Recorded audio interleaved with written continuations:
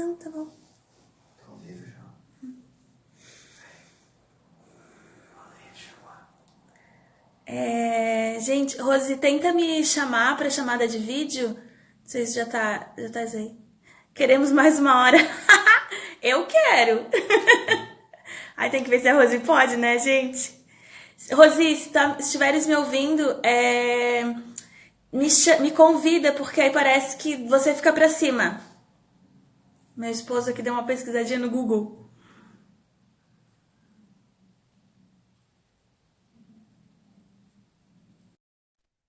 Vamos ver. Oi, Carol! Ai, Ah, chegou. chegou! Ô, Rose, estamos pedindo mais uma hora, tá? Ô, minha Nossa Senhora do Bom Parto. Pois é, Gabi. Então, gente, me desculpa, é porque assim, eu tô nervosa. Não acredito! Sério? Parece que não, mas eu tô, né? Então, a gente precisa compreender esse amor de Deus, essa grandeza de Deus, de que nascimento, gente, nascimento, ele é algo extraordinário. Nós não podemos tratar a mulher, todas as mulheres, da mesma forma. Cada mulher tem seu jeito de ser, aquilo que ela precisa viver, a sua história precisa ser respeitada, não é? Quando a gente vê nos hospitais, por exemplo, é uma cascata de intervenções e são realizados naquela pobres mulheres, não só exames de toque de forma indiscriminada, porque precisa preencher, né, atender protocolo. Muitos profissionais fazem redução de colo, rasgando o colo dessa mulher no dedo, né? Isso compromete a fertilidade dela. Sem contar as agressões verbais, né? As violências obstétricas dessa forma. Eu falo porque eu vivenciei isso, né? Querendo tirar esse termo de violência obstétrica. Então, não é algo que foi longe de mim. Eu sofri, sim, muitas violências obstétricas, me doeu muito, feriu muito. E isso, da minha primeira filha, não tivemos contato pele a pele. Isso é de extrema importância, uma criança acabar de sair do útero da sua mãe e ir para o contato pele a pele. Gente, quanto mais eu contemplo isso, quanto mais eu contemplo uma gravidez, quanto mais eu contemplo um trabalho de parto, assim, parece que eu vou estourar de tanto amor que eu sinto por Deus. Eu falo, gente, que Deus é esse? Que Deus... Não, eu não consigo entender. Que Deus é esse? Né?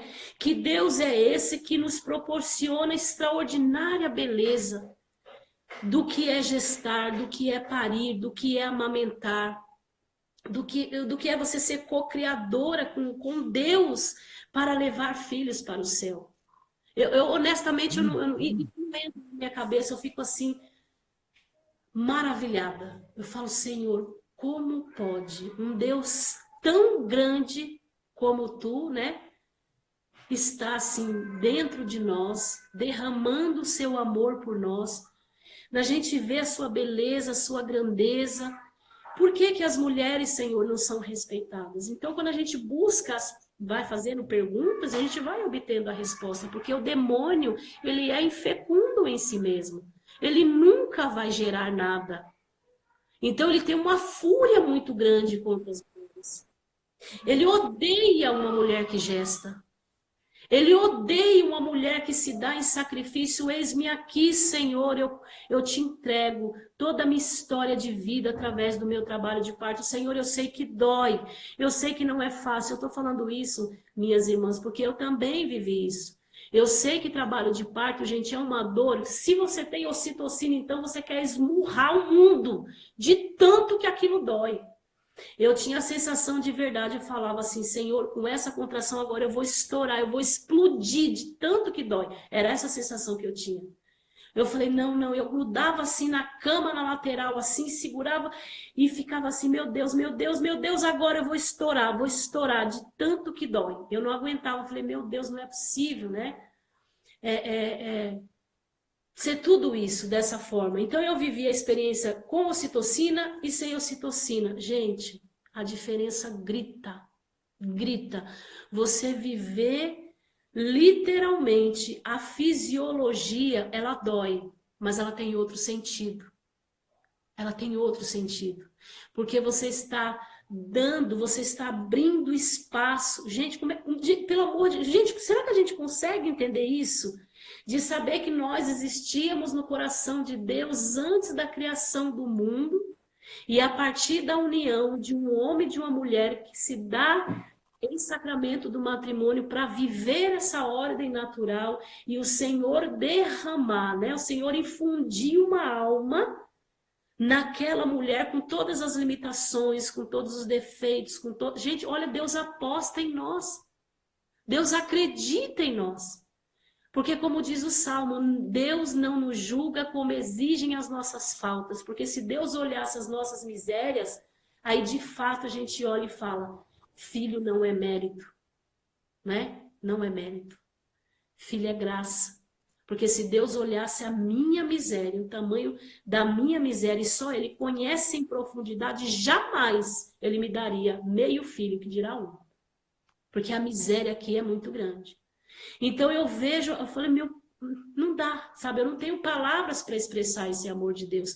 Então, em resposta a essa grandeza de Deus, nós deveríamos viver a nossa gestação em recolhimento, em oferta ao amor de Deus, viver um trabalho de parto em plena entrega. Falou, Senhor, isso é o mínimo que eu posso fazer, Senhor, é o mínimo.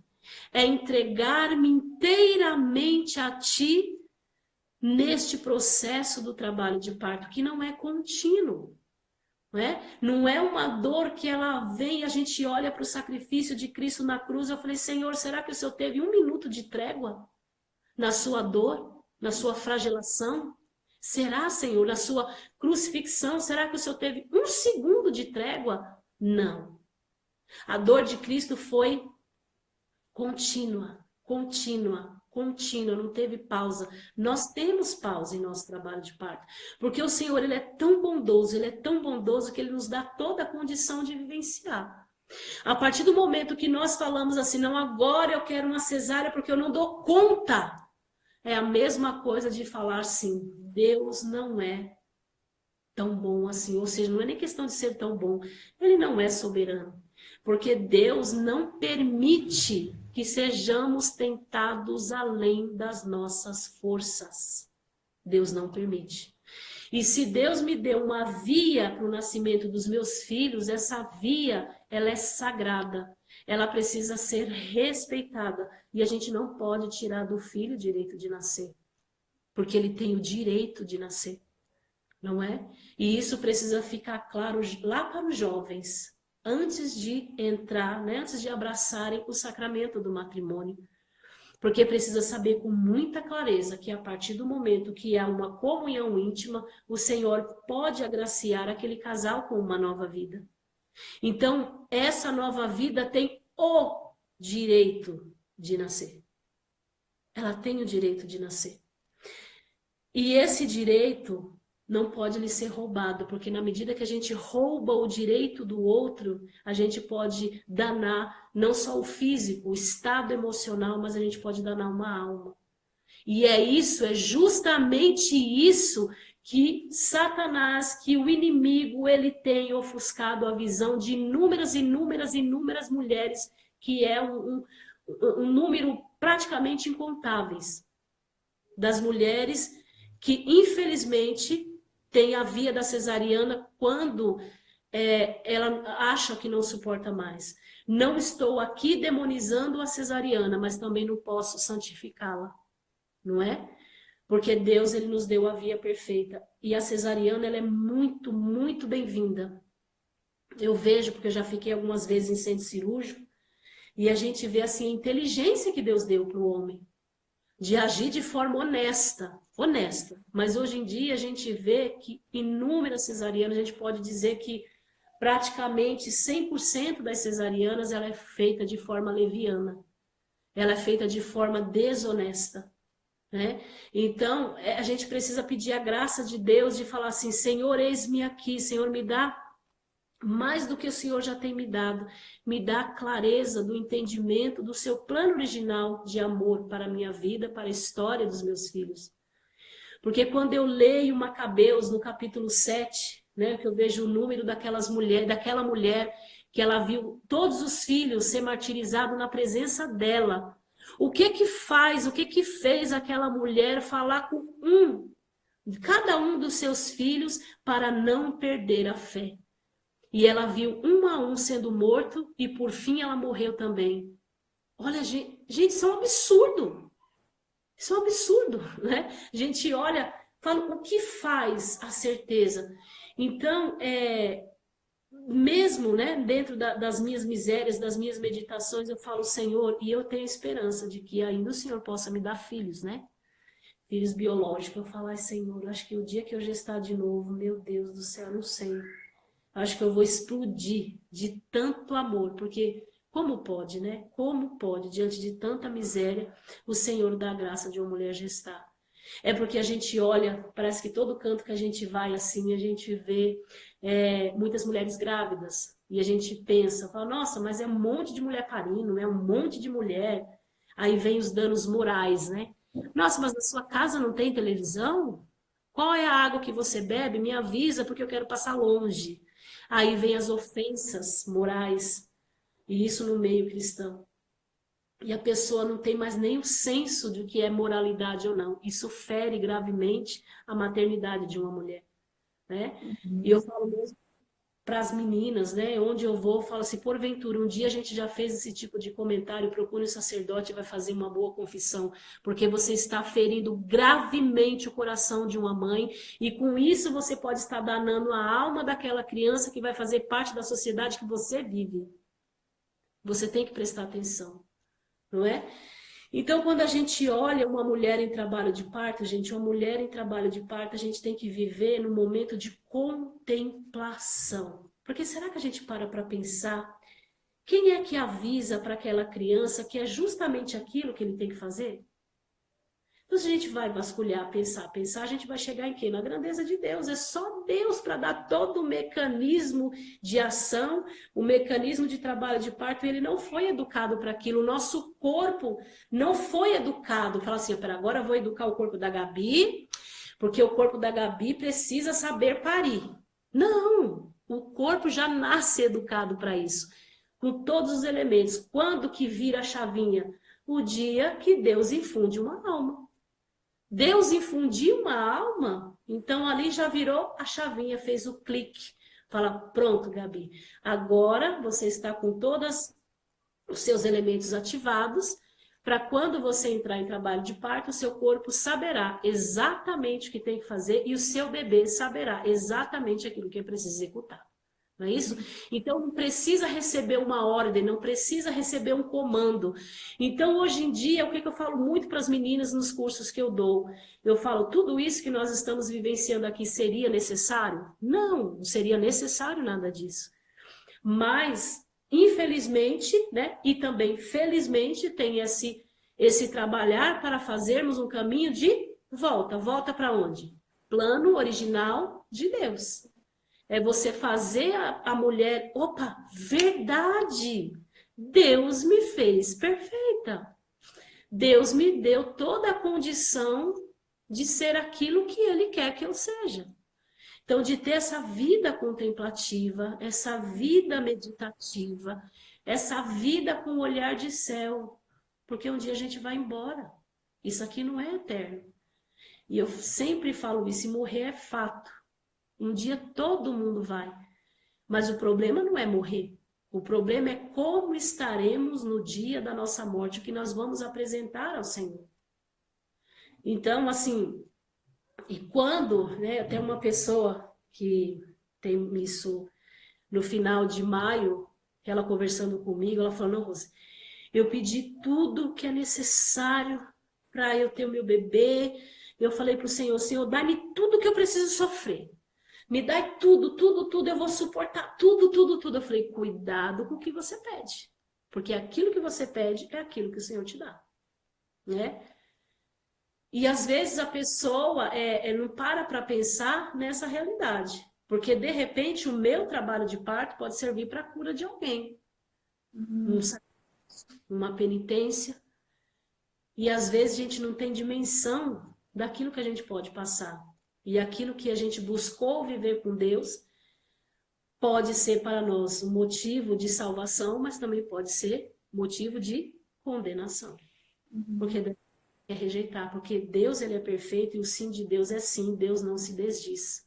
Então a gente precisa ter essa clareza. Eis-me aqui, Senhor, e me dá toda a condição de viver aquilo que o Senhor tem para mim, né? Para a minha história, para a história dos meus. Então, quando eu olho essa questão, né? Quando a gente vê, eu gosto muito de pegar as pelvis, né? E eu fico assim meditando, contemplando, olhando assim todo o trajeto que o bebê faz aqui, né? Faz esse caminho, né? Então ele passa por essa via aqui. Então eu falo, meu Senhor e meu Deus, o bebê está aqui dentro, né? Dentro do útero. Até o bebê passar para o meio externo, é um caminho curto, é um caminho pequeno, porém é um caminho de muito sacrifício, de muita entrega, né? De muita renúncia, renunciar a si mesmo para viver a grandeza de Deus. E através desse amor de Deus, porque nós somos um canal de graça contaminado pelos nossos pecados, pelas nossas misérias, mas é entregar naquele momento para que o Senhor renove o nosso ser, não só para a nossa vida, a vida do nosso esposo, a vida dos nossos filhos e a vida daquele ser, daquela criança que está passando por essa via, por esse canal, que para ele também não é fácil, mas ele sabe passar, ele consegue. E até o filho, ele nos dá essa aula. Mãe, eu sei passar, mamãe. Eu sei, olha, o Senhor, o Papai do Céu, é como se ele falasse assim, ele está dando uma aula para a mãe, olha, me deixa nascer que eu sei nascer. Então tenha paciência, aprenda comigo, vamos esperar. O filho nos dá essa educação. Então, gente, é maravilhoso. Quem puder ler aquele livro, né, de Fulton Sheen, 3 para Casar, eu sou extremamente apaixonada, porque a gente vai ver que não somos nós que carregamos os nossos filhos, mas é os nossos filhos que nos carregam, porque é eles que nos ensinam uma via de santidade.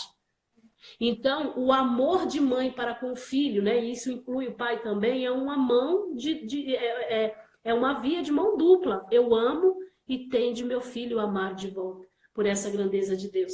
Então, passar por esse canal de parto aqui não é fácil, nem para a mãe e nem para o bebê, mas é possível. E desde que mundo é mundo, nós estamos aqui, não estamos? Eu cheguei no hospital nascendo, a minha mãe falou. Minha filha, não dá tempo. Eu falei, minha mãe, por que não teve em casa? Só eu que tive a má sorte de nascer em hospital. Minha mãe tem 9 filhos, eu sou a 7ª, a 8ª filha, né, da minha mãe. Eu sou a 8ª filha da minha mãe, então ela teve 7 filhos em casa e 2 no hospital. Então eu fui a 8ª filha da minha mãe. E ela falou, quase que não dá tempo chegar no hospital. Eu falei, poxa vida, poderia não ter dado tempo, né? Mas enfim. E a gente perde muito com isso, né? Com a questão do bebê nascer em casa ou nascer no hospital. A minha filha Kelly, por exemplo, a primeira filha dela, a Emily, nasceu no hospital. Coisinha muito bonitinha, em setembro fará 7 anos. E a Sofia nasceu em casa. Sofia tem 4 anos. Coisa mais linda da vovó apaixonada e fica arrastando aqui pela casa, segurando na minha saia. Eu andando, ela vai arrastando no chão. Onde eu vou, ela fica junto, né? Vovó, eu posso segurar na sua saia para você me puxar? Então eu vou andando pela casa, ela sai segurando na minha saia e eu puxando ela. Então ela nasceu e obviamente quem pegou foi a vovó, claro, né? Tem que ser, assim, né? Coisinha mais bonitinha. E aí eu falei assim, Kelly, qual a diferença, né, do hospital? Ela falou, mãe, eu fui bem tratada no hospital, eu não reclamo, mas é diferente. Nascer em casa é diferente, né? O parto em casa é diferente. Porque ali Ô, Rodrigo, deixa eu falar uma coisa que eu vi um comentário. Meninas, rezem por mim, a bolsa acabou de romper. Bonitinho. Força, minha querida, não precisa sair correndo. Não, viu? A minha bolsa rompeu na 4ª noite, o Bento nasceu na 6ª de manhã. Pois é. Não precisa sair correndo. Toma Não muita água. sai correndo. Não precisa sair correndo. Ai, que Então, lindo! Que amor! pois é, olha que lindo. Mas é Nossa, só tomar muita água, se hidratar, o bebê faz xixi, repõe esse líquido aí, não precisa correr, né? Porque Deus é perfeito e a hora que tiver que entrar em trabalho de parto, vai. Eu falo, gente, não é fácil, não é moleza, não é mamão com açúcar, dói, e dói não é pouco, não. É uma dor que você acha que de fato você vai morrer, fala, não, agora eu vou morrer, não dou conta. Mas assim, hoje em dia as mulheres têm a via da cesariana, então para elas fazer isso, ó, é muito fácil. Fala, não, chega, agora eu quero a cesariana, porque tem a via. Então ela tem a escolha agora você tomar a firme decisão, não, que vai nascer porque está tudo bem, eu estou bem, meu bebê está bem, não tem nada que sinalize uma intervenção cirúrgica. Então eu vou seguir, porque Deus é perfeito. Então isso é entrega. Gente, não é fácil. Olha, pode ser que muitas pessoas não aceitam, né? Pode ser que seja muito difícil para as pessoas compreenderem. Para mim isso é muito claro. Nós mulheres, principalmente nós mulheres cristãs, que conhecemos um pouquinho do amor de Deus e já experimentamos esse amor de Deus, e fazemos essa experiência do amor de Deus dia a dia na nossa vida, né, na nossa história, porque só o fato de acordar e respirar, a gente já vê a grandeza de Deus. Se nós não temos coragem, né, a firme decisão, desde que esteja tudo bem, uma gestação saudável, com um bebê saudável, que está tudo bem, se nós não temos a firme decisão de renunciar a nós mesmos, para viver a grandeza de Deus, daquilo que o Senhor tem para nós, em nosso trabalho de parto, e ser firme e seguir até o fim, será que de fato nós teríamos coragem de morrer por amor a Cristo? Será que eu teria coragem de falar, não, eu não nego a minha fé? Será? Então fica a pergunta, né? Aí vem aquela dita frase, mas nenhuma mulher é menos mãe porque teve cesárea, né? Não é isso. Mãe, ela é mãe.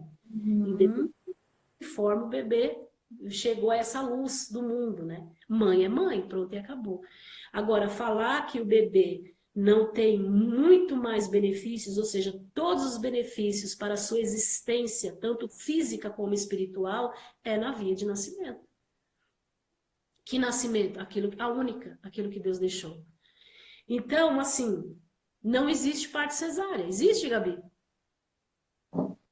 Existe parto cesárea. E não é diminuindo a mulher, não é diminuindo a mãe. É porque a gente tem que dar nome aos bois. A gente nunca vai ter uma literatura obstétrica que lá esteja escrito parto cesárea. Não, é uma cirurgia. E é um termo técnico, né? Não é o pessoal do parto humanizado que chama cesárea de cirurgia. É termo técnico. É um termo técnico, ela é cirurgia. No entanto, que vai para o bloco cirúrgico, tem que pegar bisturi elétrico, tem a placa de bisturi, vai fazer sondagem na mulher, anestesiar. Isso é uma cirurgia, gente, não é parto. Parto só existe um, aquele que Deus deixou. Ponto. Acabou. Porque olha como que é insano. Se eu falo que cesárea é parto, não, eu tive parto cesárea. Bom, então se eu compreendo que cesárea é parto, então eu não preciso lutar pela via natural, porque se tudo é parto, né? Quando a criança passa a cesariana, é tirado todos os benefícios dela, todos. Porque até aquela reta final, gente, eu não esqueço a irmã Marta falando para mim, e isso eu aprendi também na especialização. E a irmã Marta já falava isso, ó, ela foi, né, atuou como enfermeira obstetra, acho que em torno de 60 anos. Né, freira da congregação de São Vicente de Paulo, se ela não chegou a 60 anos de atuação, chegou próximo disso. Ela falava que ela vivia dias, chegava a ficar 15 dias no hospital sem poder ir para casa, porque não tinha tantas profissionais assim. Ela falava, filhinha, eu ficava no hospital, rodava, porque eu não tinha coragem de ir embora deixar aquelas mulheres ali. Né?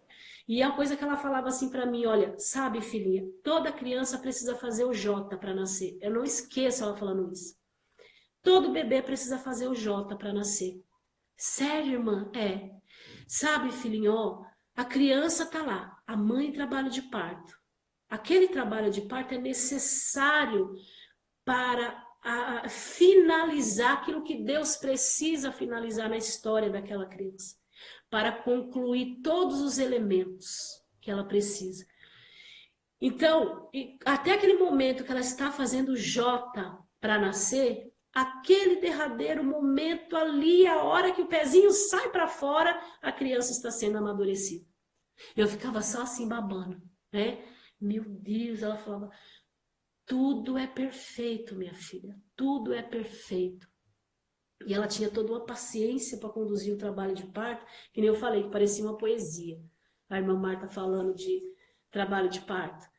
Então ela falava dessa beleza, e quando eu fiz a especialização, uma das minhas professoras falou exatamente, falou, a criança ela precisa do trabalho de parto para viver tudo aquilo que ela precisa fazer, né, viver fisiologicamente falando.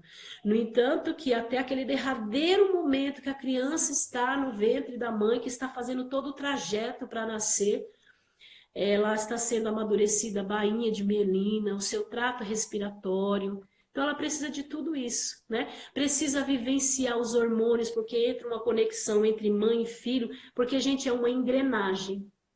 Entre mãe e filho há um sistema extraordinário, perfeito, perfeito, quando essa mulher ela vive o seu trabalho de parto sem nenhuma interferência, sem nenhuma perturbação. Há uma belíssima orquestra. É como um concerto, né? Que tem um maestro ali, e esse maestro é Deus, que vai ali ordenando todas as coisas para o nascimento daquela criança. E quando aquela criança nasce, pode olhar. A expressão de uma criança que ela nasce pela via natural, sem nenhuma intervenção, e a criança que nasce pela via da cesariana. Você pega a fotinha de um e a fotinha do outro, faz um comparativo para você ver. A expressão da criança que nasce pela cesariana é diferente. Porque existe toda uma questão hormonal naquele momento, naquela criança. Por isso que a expressão dela é uma expressão entristecida, é uma expressão chorosa e é uma expressão de dor. Literalmente é uma expressão de dor. Porque ela não viveu, né, aquilo que ela precisa viver. Gente, eu não, de verdade, eu não tenho palavras para explicar a grandeza do amor de Deus. Eu gostaria, Senhor, eu falo, oh meu Deus, como eu queria ser pelo menos 1% como Santo Tomás de Aquino na questão da expressão, de ter palavras para expressar o amor de Deus. Então, quando eu olho a questão do nascimento, eu choro, porque assim, é de uma profundidade que não tem palavras para explicar. Não tem. E quando a gente olha muito a questão do pró-vida, por exemplo, é belíssimo o trabalho pró-vida. Gente, mas assim, sabe, precisaria ter uma campanha de falar assim, ó, deixa-me viver, mas permita-me nascer. Não roube daquela criança o direito que ela tem de nascer. Porque ela já sofreu uma rejeição lá atrás. E às vezes as pessoas pensam de forma muito errônea, não, coitada, né? Mas ela já quis abortar, mas graças a Deus ela desistiu. Então a gente não vai fazer ela passar pelo trauma do parto. Não, gente, pelo amor de Deus, isso é fonte de cura interior. É isso que ela precisa passar com a experiência do amor de Deus, da grandeza de Deus, isso independente se ela tem ou não religião. Porque Nossa Senhora se faz presente em todo e qualquer trabalho de parto. Uns vão pedir a sua assistência e outras não, mas Nossa Senhora se faz presente. Então isso não pode ser roubado. Eu achar que o outro não tem a condição de viver a grandeza de Deus, isso é surreal. Isso é inadmissível. Eu tirar o direito de A, de B, de viver a grandeza do amor de Deus na vida dela. A maternidade tem essa capacidade de transformar corações. Então, se essa mulher for conduzida num trabalho de parto a partir do momento que ela disse sim à vida, eu renuncio, eu não vou mais abortar meu bebê, ela tem o direito de passar por aquilo, porque isso é uma história, isso é plano de amor de Deus para a vida dela. Então eu não posso fazer as minhas interpretações e achar que aquela mulher não deveras ou não pode passar pela via do trabalho de parto porque ela pode ter um trauma muito pior, porque isso, gente, isso é ridículo. Se a gente tem um pouquinho de cristianismo, tem um pouquinho da experiência do amor de Deus em nossa vida, nunca, jamais a gente tiraria o direito daquela mulher viver aquilo que ela precisa viver. E ela, o próprio filho, que um dia sofreu a rejeição no seu útero. Né? Então, tudo isso que nós estamos falando aqui nesta live, nós estamos falando num contexto de uma gestação de risco habitual, de história que ela é saudável, né? Que está com o seu bebê saudável, que ela é saudável e que ela tem toda a condição fisiológica de viver essa história de amor de Deus, né? De viver esse plano de amor de Deus para ela. Mas que, todavia, se a mulher ela precisa de fato passar por uma via de cesariana, seja lá por qual motivo for, porque a cesariana, toda ela não é uma causa, ela é um efeito. Por que foi necessário passar por uma cesariana? Porque houve um dano lá atrás, seja físico, seja espiritual, seja nutricional, mas está relacionado com o nosso pecado. Então, nisso, a grandeza do amor de Deus, de dar inteligência para o homem, para que ele desenvolvesse tal técnica, porque muitas das vezes eles mulheres não vão ter tempo de ficar esperando, né, refletir, porque nós não temos também filhos de Deus comprometidos com essa verdade de céu. Simplesmente eu vou tratar aquela mulher no sistema técnico e fisiológico. Se você não for como uma literatura para mim, eu vou te conduzir para uma cesariana. Então, sendo cada mulher tem sua história. Uma pode levar uma semana para dar à luz, outra pode ser 3 horas. É como houve um comentário no Facebook de uma determinada médica, foram falando assim que nem toda mulher dilata, né? Aí ela falou toda assim, eu já atendi, não sei se foi 2.000 partos, eu não sei quantos 1.000 partos ela tinha atendido. Eu já atendi X partos e para saber que nem toda mulher dilata. Aí eu muito, né, abusada, folgada, fui lá nos comentários e falei, pois eu já fiquei horas o suficiente com mulheres em trabalho de parto para saber que ela dilata. Esperar, né? Porque a pessoa, ela pensa em números, né? Nossa, mas eu atendi 5.000 partos. E quantas horas você ficou com cada uma? Isso que eu quero saber. Você respeitou a fisiologia dela? Se ela tivesse que levar uma semana para dar luz? Gente, eu não posso ser Deus na vida do outro. Eu não posso acelerar um processo. Não posso, né? Eu tenho que olhar, eu tenho que contemplar. Se eu acho que eu devo fazer um exame de toque, por exemplo, eu tenho que avaliar todas as situações em volta. Será que eu preciso? Será que eu não preciso? Não é simplesmente falar, não, eu sou a tal enfermeira obstetra, eu vou lá fazer um exame de toque. Gente, o colo, ele é um músculo tímido. O que uma pessoa tímida faz? Como ela se comporta, uma pessoa tímida? Ela se fecha, não é isso? Ela se encolhe. Então, o colo do útero, ele é um músculo tímido. Na medida que você vai lá e você coloca dedinho, você vai provocar uma reação.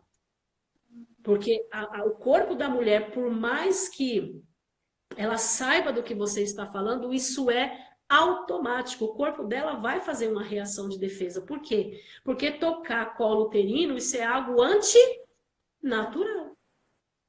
Não é? É antinatural. E pode se negar a receber o toque? Isso perguntaram antes. Bom, com certeza. Pode se negar, sim. Reta final da gestação, quando se vai fazer pré-natal, o que eu acho muito curioso, Gabi, é assim, ó.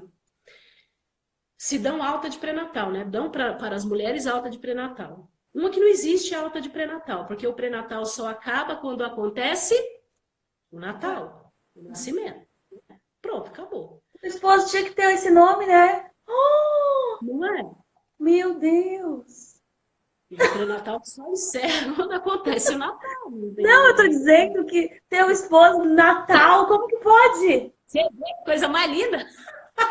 Deus é demais, né? Meu Deus! O negócio aqui é chique, querida. Tô chocada. Né? Pois é. Tô só... E aí, a gente vê essa questão assim. Não tem uma boa semiótica. Não que eu tenha, tá? Eu também estou sempre em constante aprendizado.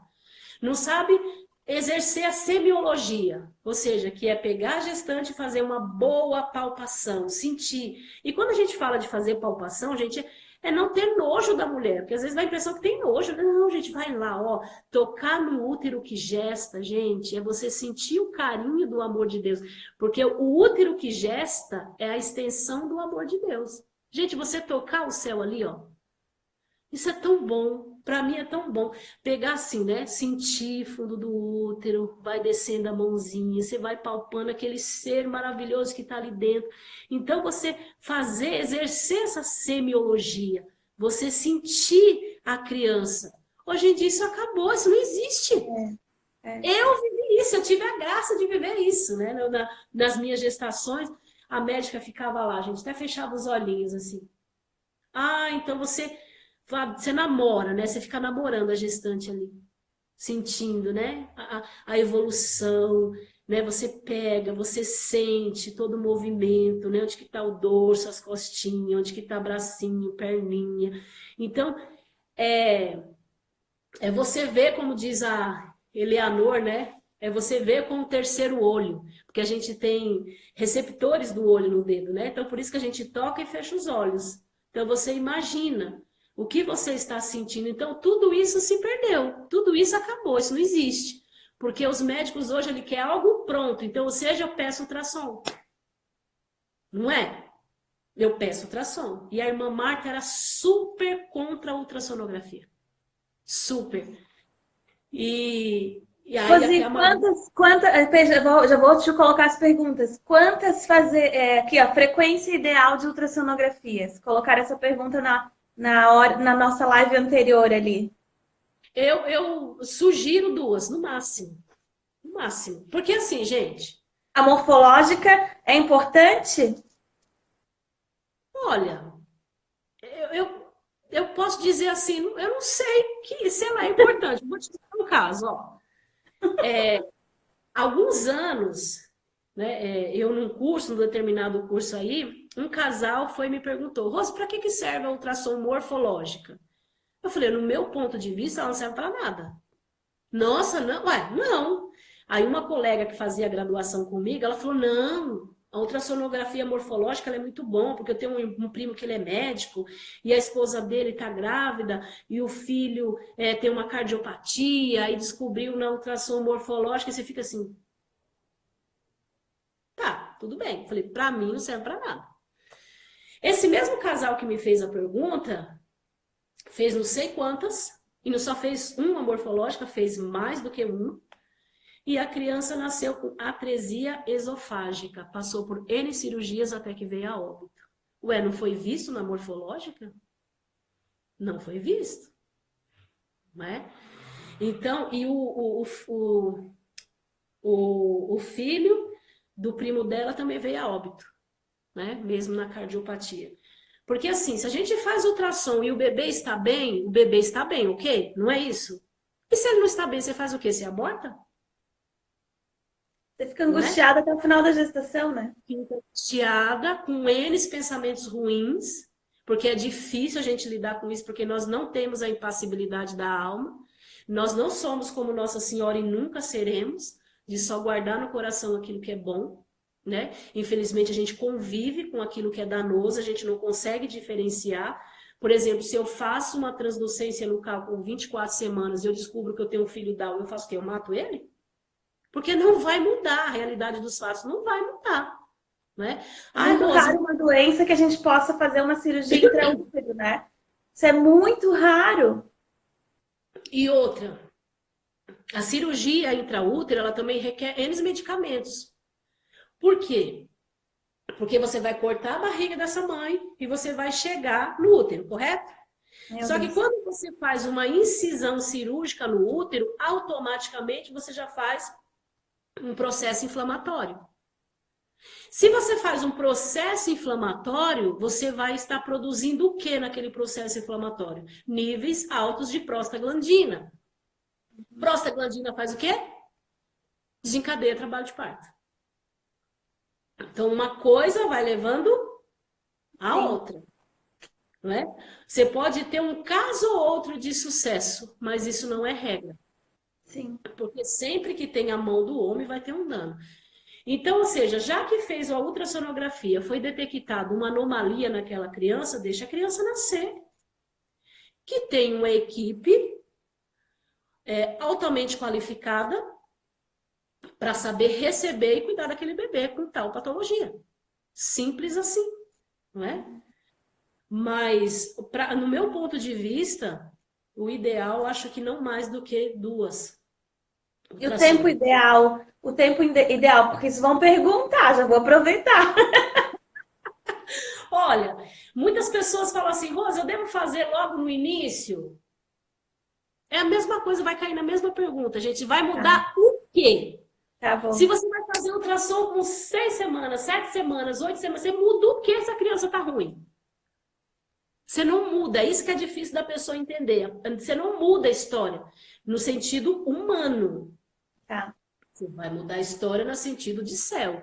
Se Deus quiser, né, dar a graça da criança não nascer. E outra, gente, qualquer exame, ultrassonografia, ela só tem 50% de certeza. É só 50%, ela não é 100%. Então, como que você vai viver com 50% de certeza? Né? Então, ou seja, a pessoa ela precisa ponderar, eu preciso ter a clareza do quê? Se está tudo bem, está tudo bem. Se não está tudo bem, o que eu faço? Eu mudo, eu mato a criança, aborto, o que a gente faz? Se tem uma cardiopatia, você vai mudar? Criança, ela é cardiopata. A mãe está gestando um bebê cardiopata, tem problema neurológico. Você não vai mudar, né? Muito pelo contrário, ultrassonografia você pode até agravar a situação da criança, porque ela é deletéria, é danosa, né? E dependendo da quantidade que eu faço durante a gestação, eu posso estar agravando mais ainda o estado dessa criança. Então, eu acho que 2 no máximo. No máximo. Não vejo mais necessidade que isso. Tá. Ô, Rose, e vamos num ponto também que falaram ali, colocaram alguns momentos com relação à presença dos esposos, né? Na maternidade, em todo o processo, na gestação, no parto. E é isso que já aproveitar e emendar ali, que a gente tem 15 minutos. Pediram a terceira hora, mas daí acho que é muito abuso. A gente vai fazer outro dia, né, Rose? Outra live. Não sei. Ai, meu Deus do céu. Gente, me ajuda aí! Daí, assim, ó, quanto mais lives você fizer, menos mensagem você recebe. É sério! Ó, esse argumento foi bom. Ó, a presença do esposo, e desculpa te cortar, mas só para colocar, as pessoas que estão presentes no momento do parto, se isso influencia no parto em si, enfim. Olha, basta a gente pensar assim, ó, a importância do esposo no parto. Vamos pensar. A mulher engravidou, não foi pela obra do Espírito Santo, não é? Ela engravidou porque teve o seu bem-amado, né? Seu esposo. Então, engravidou. Como que foi a gestação dessa mulher? Se compreende que ela viveu toda a gestação ao lado do seu esposo. A voz que a criança mais grava, né, que ela ouve mais, assim, fica muito nítido para ela, é a voz do pai, né, por ser uma voz grave, né, que então acentua mais, a criança reconhece com mais facilidade, porque a voz da mãe é mais doce, né, mais terna, tende a ser assim. Então você para e pensa, vamos lá raciocinar. Aquela criança conviveu com os seus pais durante a gestação. A fala do pai, a conversa do pai, o diálogo do pai, o abraço do pai com a mãe. Houve toda uma ternura, um envolvimento de amor familiar. Não lhe parece curioso quando a mulher entra em trabalho de parto e esse homem está ausente? A criança busca, gente. Olha, bebê no ventre é uma coisa extraordinária. A criança, ela percebe tudo que está à sua volta. E ela sente a ausência do pai. Porque cadê a voz? Está faltando uma voz aqui no meio. Então, isso fere o coração de uma criança. Isso é deletério para uma criança. Então, o pai precisa estar envolvido no cenário do trabalho de parto. precisa fazer parte, porque também ali está envolvido a história daquele homem.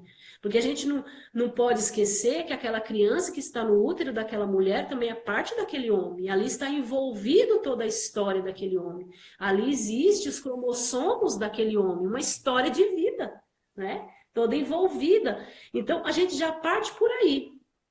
Agora, por que se a mulher engravidou juntos, unidos, de amor para com o outro, né? Nessa entrega, nessa totalidade, para viver a grandeza de Deus no sacramento do matrimônio, numa alegria, num amor, no prazer, e por que durante o trabalho de parto aquela mulher tenha que viver tudo aquilo sozinha? Ou seja, não, tá vendo? Você engravidou porque quis, agora você tem que se danar, você tem que sofrer sozinha, fica aí. Não, não é isso, gente. É toda uma história de amor. E quando o homem, ele compreende essa grandeza, ele mesmo vai saber o seu lugar e o seu papel. Ele vai fazer questão de estar ali. E se o homem ainda não teve essa clareza, não teve essa compreensão, está na hora dele rever os conceitos. Por que que eu não quero estar? O que que me afasta desse momento? Então ele tem que ter um olhar para a sua própria história, né? Ver a sua própria história. E quando o homem ele está num cenário de parto, é igual eu ouvi de uma pessoa muito querida também, assim, minha, que o esposo pôde estar no trabalho de parto dela, ele ficou ali no momento, eu falei, gente, ele foi muito contemplativo, olha só. Aí disse que depois ele olhou para ela e falou assim, nossa, agora eu compreendi exatamente para que serve cada parte do corpo de uma mulher. Olha, gente. Porque mulher não é coisa, né? Ela não é coisa, ela é um ser humano, ela é pessoa, filha amada de Deus. E quando a comunhão íntima entre os esposos é feita de forma totalmente entregue a Deus, de viver esse fiat, essa comunhão íntima é meritória. Então ele já recebe os méritos ali, porque houve uma entrega, não houve assim, tentar, como é que fala, fazer barganha com Deus, né? De buscar simplesmente só o prazer da carne. Não. Eis-me aqui, Senhor. Faça-se em mim segundo a tua palavra. Né? De forma humana, na nossa miséria. E viver essa totalidade no amor a Deus, né? Por amor a Deus. E essa questão de ter muita gente no trabalho de parto, isso já tem estudos que comprovam. Quanto mais pessoas no cenário, mais aumenta uma hora de trabalho de parto. Porque uma coisa é eu ver a Gabi vestida, não é isso? Uma outra coisa é eu ver a Gabi, por exemplo, assim, num trabalho de parto, vamos dizer, desnuda. É constrangedor. Então, para que você venha se despir diante de uma pessoa, você precisa ter uma extrema confiança naquela pessoa.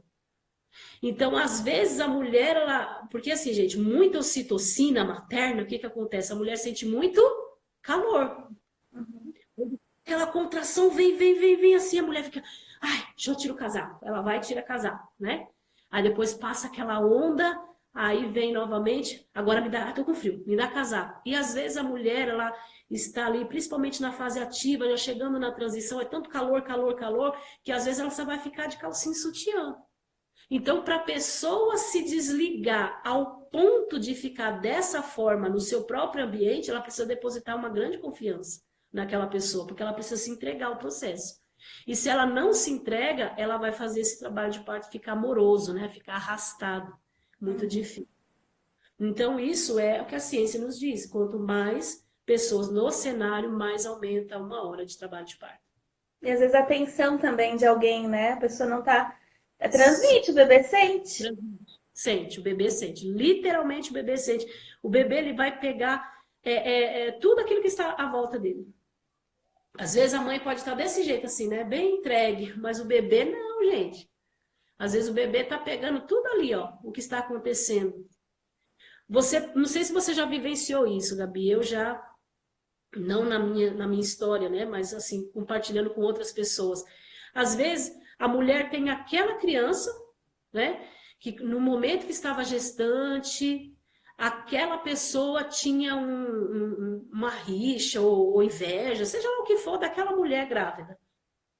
Quando aquela criança nasceu, que começou a ter uma clareza do que é a vida, ela tinha uma repulsa daquela pessoa ali. Falei, nossa, aí você acredita que a minha filha não gosta de fulano de tal? E a fulana de tal nunca fez nada. Falei, por que será, né? Então você começa a buscar, mas e assim, como é que foi? Como é que foi a sua gestação? Ó, aí você começa, você vai cavando, aí você vai vendo umas histórias. Então, você, uma pessoa passou algo de ruim para aquela criança, ou uma inveja. Por isso que é muito importante a reserva do quarto do casal, né? Não virar sala de visita, o quarto do casal. Eu, particularmente, tenho muito respeito quando eu atendo um parto domiciliar, de não sentar na cama do casal, eu não sento, não sento. Eu ajoelho. Não, senta aqui, Rosinando. Aqui não é lugar para eu sentar. Né? Então eu fico ajoelhada, eu subo na cama de um casal se literalmente há uma necessidade, eu peço licença. Como no último parto que eu atendi, tem um pouco mais de 10 dias, eu pedi licença, olha, você, por favor, você me perdoe por eu estar subindo nas... Não, eu falei, não, mas dá licença, tá bom? Mas é necessário. Então eu subi e tudo, porque, gente, você tem que respeitar um ambiente que não é seu. A cama é do casal, não é? Não é feira de Caruaru. Então você tem que respeitar a privacidade do outro, né? Você está ali para prestar uma assistência, falar do amor de Deus, você vivenciar isso, rezar no ambiente, mas ali aquele ambiente não é seu, então você tem que respeitar. E em todos os aspectos, né? Em todos os sentidos. Então é isso. Eu, particularmente, até o Diego, né, que fez uma live com o esposo da Thaís, quando eu pedi para ele descrever, eu acho que eu li para vocês, né, lá no curso de navegantes, que eu achei muito fantástico a visão dele sobre a importância do pai no parto, né, e qual é o lugar desse homem. Que ele Depois eu coloco para quem quiser ler, então. Daí tu me passa. Eu não tenho. Quem tiver. Alguém, meninas que tenham, deixa a Rose livre disso. Alguém me manda, por favor. Uma coisa mesmo, Rose, bem rapidinho, antes de terminar o tempo. Não tem como ir para a terceira, porque eu acho que daí a gente corre o risco de perder essas, gente. Eu sou ainda muito anta no Instagram, não quero perder. Mas aí a Rose fica comprometida a fazer uma próxima. Ai, minha Nossa Senhora do Bom Parto. A gente vai falar de mecanismo de parto? Vamos?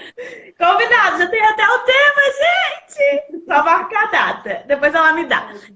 Quem teve cesárea, teve 3 pessoas perguntando. Tenho 3 cesáreas. Posso ter parto normal? Tranquilíssima.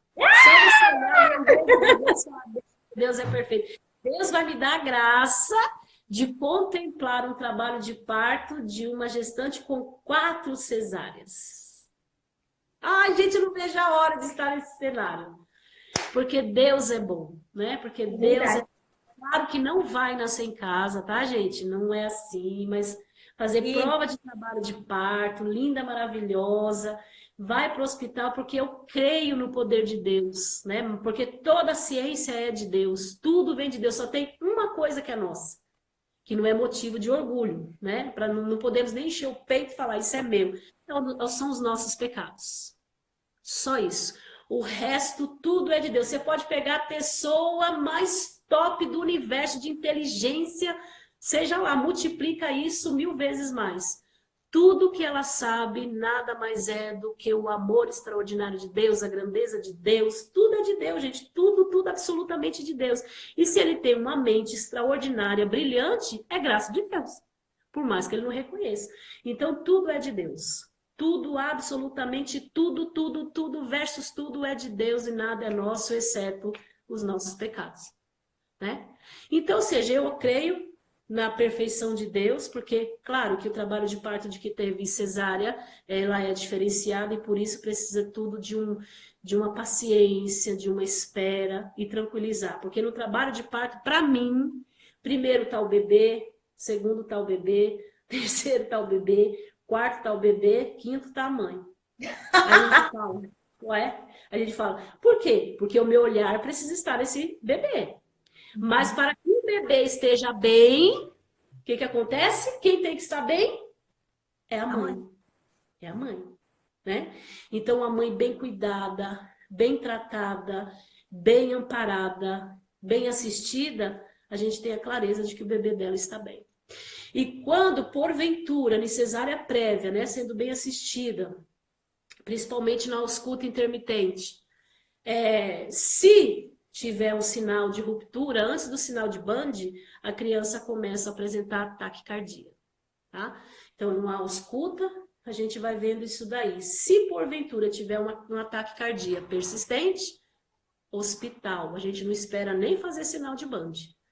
Para chegar lá, já fazer tudo o que precisa fazer e dar tudo certo. E a mulher que ela tem 1, 2, 3 cesáreas, eu acredito verdadeiramente que ela não vai lutar pelo parto dela para provar nada para ninguém, até mesmo porque ela não precisa disso. Mas eu vejo em muitas mulheres a necessidade da alma, dela experimentar no próprio físico a grandeza do amor de Deus. É isso que eu consigo contemplar. Não é para mostrar para ninguém, né? Eu vejo até a Déia que quando ela foi fazer o relato, né, no Facebook, eu colocando lá, houve alguns comentários desnecessários, como se quisesse dizer que a Déia está se colocando lá não sei aonde. Não, não é isso, gente. Quem conhece a Déia pessoalmente sabe que a Déia é a pessoa mais simples do mundo. É de uma simplicidade absurda. E tudo que ela colocou com o coração muito sincero. E eu não preciso rasgar seda para a Déia, porque ela é o que ela é, na simplicidade dela. Então, é muito forte isso nela, de ter expressado nas redes sociais a grandeza do amor de Deus e quão bem isso fez para ela, para a família dela, para a história dela. Né? Então, isso é muito lindo. Até que quem assistiu o relato de parto dela, ela falou que se Deus me der a graça, viverei tudo de novo, né? Então tá aí, caminha a história, caminha para viver essa experiência do amor de Deus, porque algo foi roubado dela, assim como foi roubado de tantas outras mulheres. Porque assim, gente, da mesma forma que a serpente mentiu lá no paraíso, ela continua fazendo a mesma coisa no dia de hoje. Só que nós não podemos fazer o papel daquela Eva, de acreditar nas mentiras. Porque uma coisa assim, eu vejo quando a pessoa recebe uma notícia de que está tendo uma doença, por exemplo, como um câncer.